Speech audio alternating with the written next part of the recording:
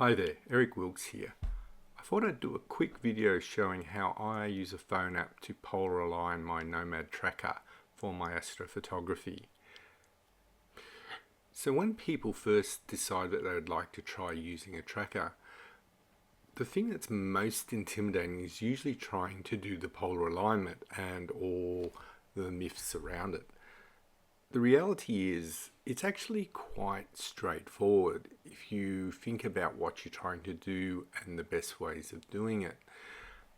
In the Northern Hemisphere, you can use lasers in a lot of locations because you have a pole star. But here in the Southern Hemisphere, we need to look at other things because the stars we have for alignment are a little bit harder to see and in general a bit more difficult to use.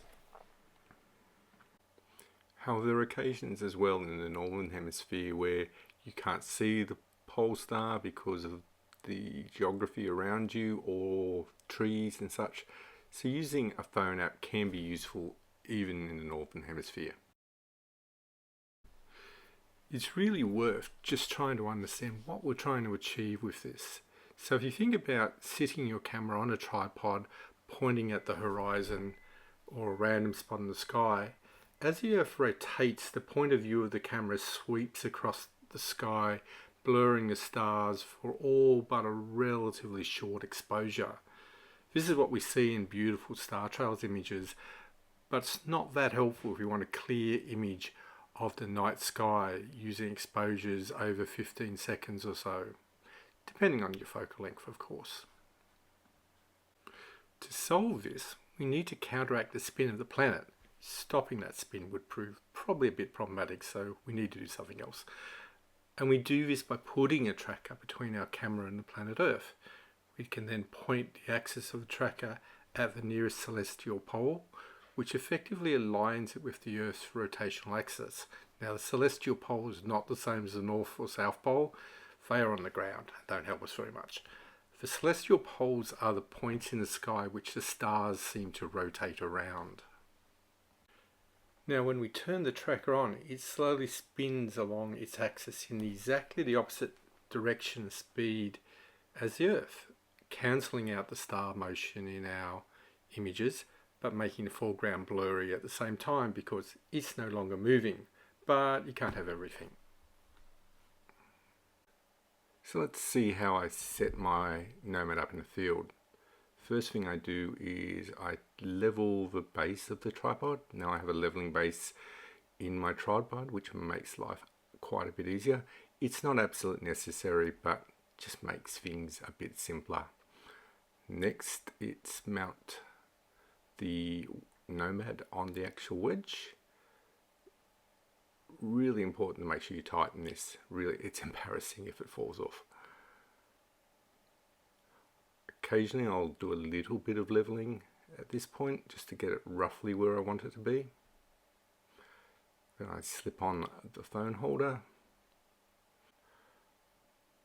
then out with the phone, and the very first thing is always to calibrate your phone's compass by doing the figure 8 swirling motion. This is really important before every time you polar align. Now I'm in Sky Safari Pro here.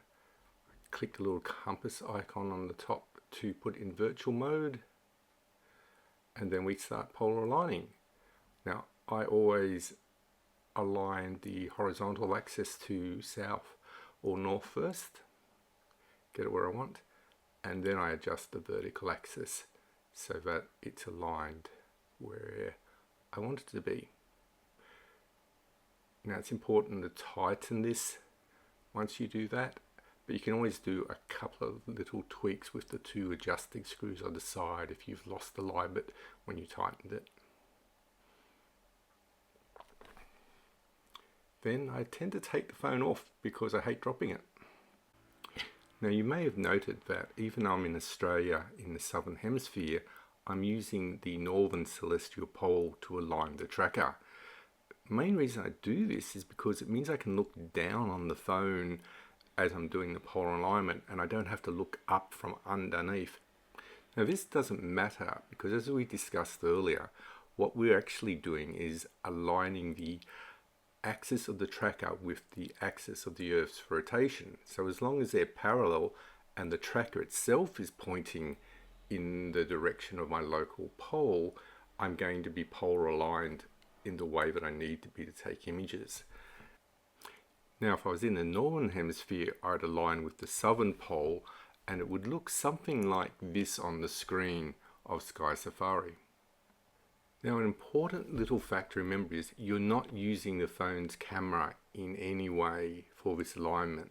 You're actually just using the GPS, compass, and the inclinometer to do all this process. So it really doesn't matter which way the phone's camera is pointing, as long as the phone itself is held at the appropriate angle to the tracker. Now back to setup.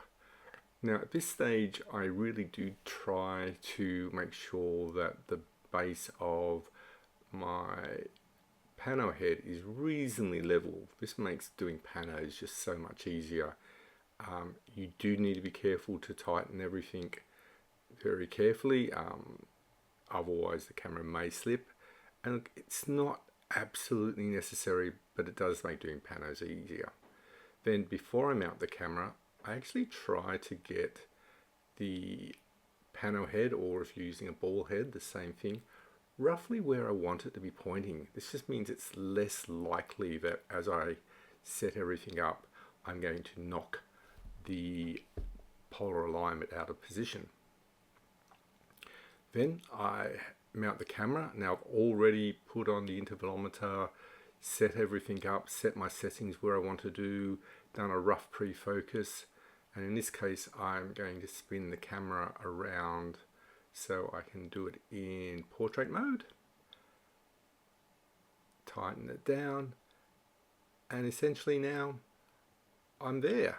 A little bit more of a level because I'm not happy, I'm a bit pedantic like that, but essentially all set to go, and I can actually start taking photos. And that's all there really is to it. Using this method, I regularly do 2-minute tracked exposures with a 50mm lens with no problems at all. It really is nice, simple and easy, and once you do it a few times, all the mystery goes away. I hope this has been helpful to some people. Please leave comments, subscribe. It's what they always do in YouTube videos, isn't it? And let me know if you think something's missing or it can be improved in any way through there. If you want more information in detail, please have a look at my blog on my website shown in the text below. But other than that, clear skies and good shooting.